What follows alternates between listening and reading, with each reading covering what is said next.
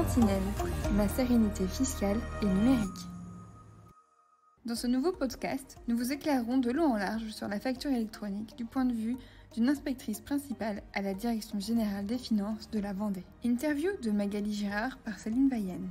Bonjour, donc Magali Girard, je suis inspectrice principale à la Direction des finances publiques de la Vendée et référente facturation électronique pour le département. Est-ce que vous pouvez m'expliquer pourquoi vous mettez en place la facture électronique ? Facturation électronique est un projet qui est porté par la Direction générale des finances publiques qui vise objectifs. Premier étant la simplification et la modernisation numérique des entreprises, avec une vraie opportunité pour les entreprises d'aller réfléchir et développer tout son process de facturation au sein de son entreprise, afin demain d'avoir des vrais gains de coûts sur ce schéma de la facture. Le deuxième objectif, c'est pouvoir simplifier les démarches vis-à-vis de l'administration fiscale, notamment par une déclaration TVA qui, à terme, sera pré-remplie de toutes les données qu'on va pouvoir collecter, à l'image de ce qu'on a fait sur la déclaration de revenus pré-remplie. Enfin, le troisième objectif, c'est d'améliorer la lutte contre la fraude fiscale.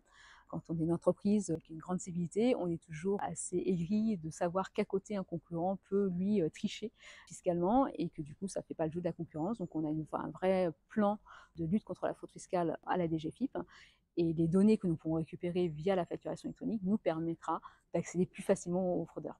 Merci pour votre réponse. Pour les entrepreneurs, quels seront les changements finalement concrètement au quotidien et pourquoi ? Alors dans le quotidien de l'entrepreneur, ça va changer au démarrage, forcément par une autre méthode. Actuellement, un grand nombre d'entrepreneurs font de la facture, alors qu'on n'appelle pas électronique, parce que la plupart ne sont quand même pas forcément à la facturation papier, mais envoient un PDF par mail au mieux à leurs clients.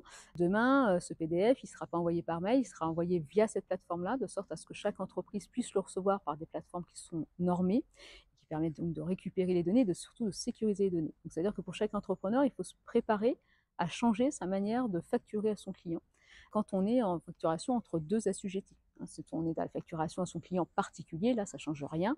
Le particulier recevra sa facture comme l'entrepreneur l'envoie jusqu'à présent.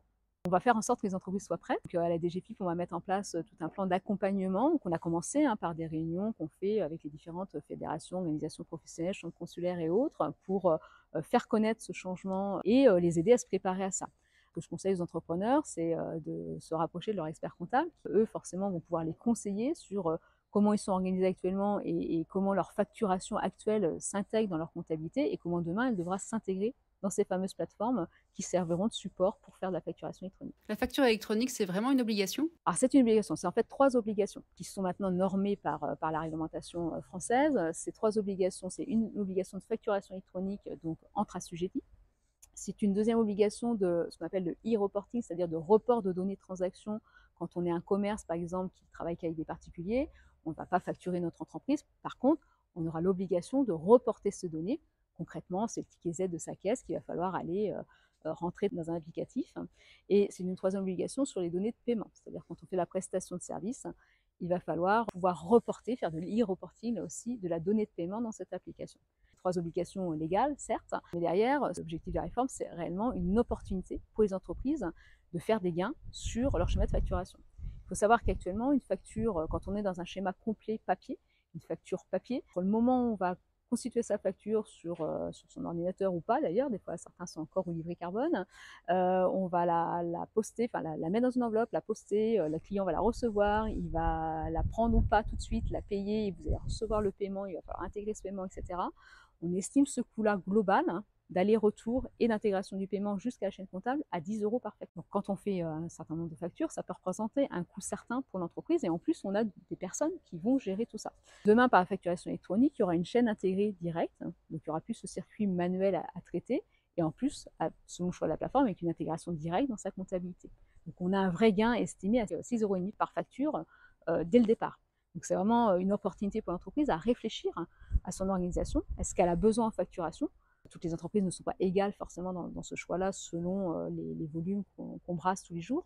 C'est une vraie opportunité pour les entreprises. Entre la plateforme de l'État et la plateforme partenaire, quel choix doivent faire les entreprises selon vous ? Il y a effectivement 2 types de plateformes, c'est le choix français, c'est pas le choix pour tous les pays. En France, on a choisi de faire une plateforme publique qui sera gratuite, donc ce sera la plateforme publique de facturation qui est en fait hébergée par Chorus pour les entreprises qui travaillent déjà en marché public. Elles ont déjà l'obligation de facturation électronique qui existe déjà pour tous les marchés avec l'État ou les collectivités locales, elle passe par Chorus Pro. La facturation électronique, c'est ça en fait, c'est la même chose, sauf qu'elle s'étend à la transaction entre assujettis. Et donc cette plateforme publique, elle va grossir pour recevoir toute cette facturation électronique. Ce sera un socle gratuit, mais ce sera un socle. Ça veut dire qu'elle va offrir un service minimal et qu'un certain nombre d'entreprises ont peut-être besoin de plus, puisque justement, je vous disais qu'il faut en faire de ces obligations une opportunité. Donc le plus, c'est de dire, moi, peut-être que je vais choisir une plateforme. Donc, ce sont nos fameuses plateformes partenaires qui va me permettre d'avoir une chaîne intégrée dans mon entreprise depuis l'émission du devis, avec son acceptation, la livraison du bien ou la réalisation de prestation de service, je facture, je reçois les paiements, etc. Donc la France a développé avec un partenariat avec un certain nombre de professionnels pour imaginer des plateformes partenaires. Donc on a des éditeurs de logiciels qui actuellement sont en train de construire ces plateformes partenaires avec un cahier des charges qui est normé, vraiment arrêté par la DGFiP, qui doit respecter toutes les normes et notamment les normes de lutte contre la cyberattaque pour pouvoir proposer cette offre à leurs clients via leur expert comptable parfois, mais aussi via des logiciels de facturation ou des missions de gestion pilotage au sein des entreprises. Donc, nous, DGFiP, on ne va pas conseiller plateforme publique ou plateforme partenaire. C'est à chaque entreprise de réfléchir. C'est pour ça qu'il faut s'y prendre dès maintenant, même si l'obligation, elle arrive plus tard, pour savoir quelle est la plateforme qui est la plus appropriée à son besoin. Donc, ça veut dire qu'il faut passer par une analyse de son besoin. Considérez que je suis un enfant de 5 ans, comment est-ce que vous m'expliqueriez la facture électronique ? On va prendre un exemple très simple, mais l'enfant de 5 ans, je ne suis pas sûre qu'il le connaisse, qu'il le comprenne, parce que déjà, il faut qu'il s'imagine comment nous, on faisait par exemple notre commande de t-shirts, de pantalons, ou quoi que ce soit, il y a 20-30 ans, où on prenait son catalogue La Redoute, on attendait que le catalogue arrive déjà, à chaque saison, on avait un par saison, on prenait son catalogue La Redoute ou 3 suites, je ne vais pas faire de pub, puis on choisissait, puis on commandait avec un formulaire papier, on attendait que ça allait bien arriver, avec des fois un mois, voire plus de livraison, si bien que la saison était passée. Et puis on est passé à la numérisation, commande en ligne, et puis maintenant on veut tout de suite, livraison en 24 heures, etc. Et on commande et le lendemain ou sous 48 heures, on a le produit. Et bien, la facturation électronique, l'évolution, c'est exactement ça.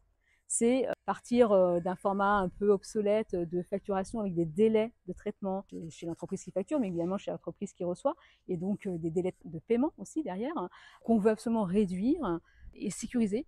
Sécuriser aussi par le fait qu'on va savoir quand est-ce que la facture a été bien reçue, qu'elle est bien reçue, et que le délai de paiement, il part. Et derrière, on va aussi sécuriser l'archivage de la facture, enfin tout ce qu'on embarque dans l'obligation de conservation des données. C'est ça la différence en fait, c'est passer du catalogue 3.6 qu'on attendait dans sa boîte aux lettres pour pouvoir commander son t-shirt de l'année à la commande en ligne qui arrive en 48 heures. Est-ce que vous pouvez nous expliquer le rôle de l'examen de conformité fiscale ? L'examen de conformité fiscale est là pour sécuriser. Donc ça fait partie de la loi ESSOC, qui est là pour une société de confiance de rentrer plus en partenariat, en accompagnement des entreprises avec une sécurisation juridique des entreprises. Donc on a différents dispositifs qu'on a mis en place à la DGFiP pour ça, pour sécuriser les entreprises dans leurs transactions, dans leurs décisions, dans les choix qu'elles font de tel ou tel type de régime fiscal ou pas.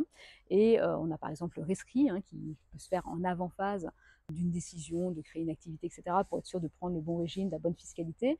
Et puis on a l'ECF, l'examen de conformité fiscale, qui permet à une entreprise de demander à un expert comptable, un conseiller agréé pour le faire, de valider sur 10 points sa comptabilité. 10 points de sa comptabilité qui seront assurés, validés.